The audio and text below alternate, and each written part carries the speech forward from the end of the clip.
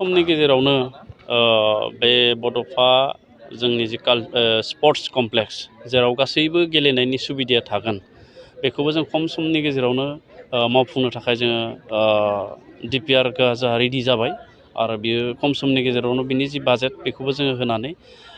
मोननानै जोङो बे लुफुंनाय खामानिखौ जागायगोन आरो जोंहा BTR नि मोन 40 समष्टि दानि मोन 40 समष्टियाव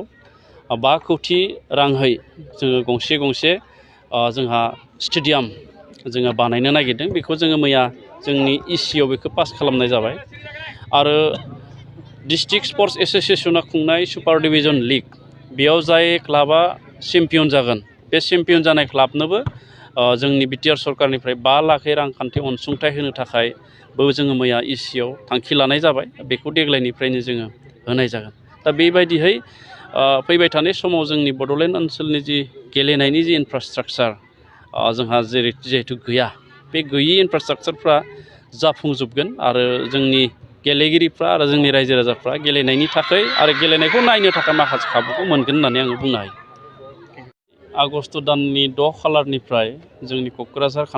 काथलबारि जि साइन्स सेन्टार बेवहाय एसिया हादोरमानि बयनिख्रुइबो गोजामसिन दुरान्ड काप 130 बोसोर बे बाराव बेयो जानो थांगासिनो दङ आरो बेनि थाखाय साखाफारा एबा थियारि जानाय बेयो सोलिगासिनो दङ जोंहा माखासे गेलारि गैया बे गेलारिनि बानायनाया सोलिगासिनो दङ लामा एन्ट्रेन्स गेट जेसेबांखिनि नांगौ फ्लाड लाइट जेसेबांखिनि नांगौ जों बेखिनि नांगौ खामानिफोरखौ जोङो मावफुंबाय थादों दासिम 50% आवगायबाय आरो खम साननि गेजेरावनो जेसेबांखिनि दुरान्ड कापनि थाखाय जोङो साखाफारा जानांगौ बेखौ जोङो कमप्लिट खालामगोन आरो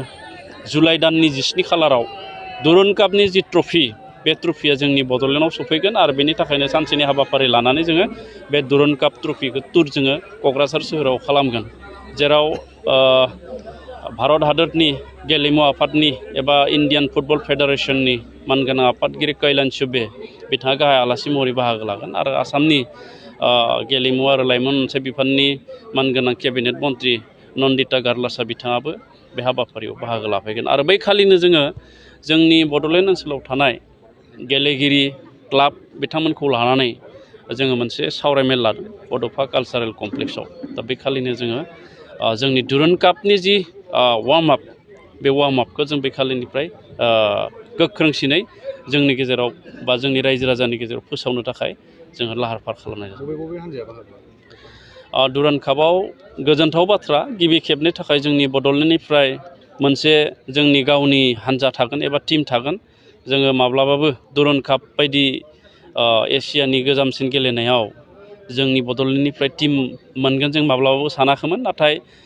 थांनाय समाव जोङो ISPL सन्तोष ट्रफि बायदि जोङो गेलेनायखौ मोजां रोखोमै खुंनायनि थाखाय बियो मोनसे बान्था होननानै जों बुंनांगोन आरो बेनि थाखाय जोङो स्कपखौ लादों बड'लेण्डनिफ्राय मोनसे टीम राजस्थान टीम